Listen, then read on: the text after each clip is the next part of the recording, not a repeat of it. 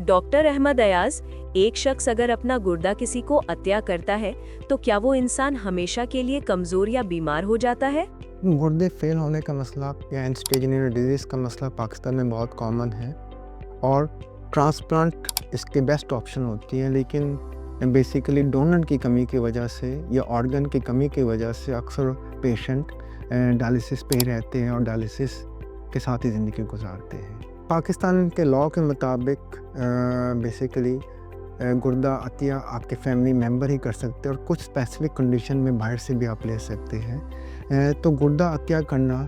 से किसी भी पेशेंट को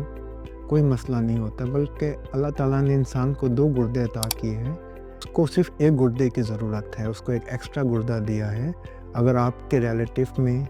या किसी को गुर्दे की ज़रूरत है तो आप गुर्दा अतिया कर सकते हैं। अगर आपको कुछ मसले ना हो, जैसे अगर डायबिटीज़ का प्रॉब्लम है या आपका ब्लड प्रेशर बहुत ज़्यादा है या आपको पथरियों का मसला है या कोई काला यरकान है, तो आप गुर्दा अतिया नहीं कर सकते क्योंकि आपकी सेहत के लिए नुकसान हो सकता है। लेकिन अगर आपको इन किस्म का कोई भी मसला नहीं है, आप हेल्दी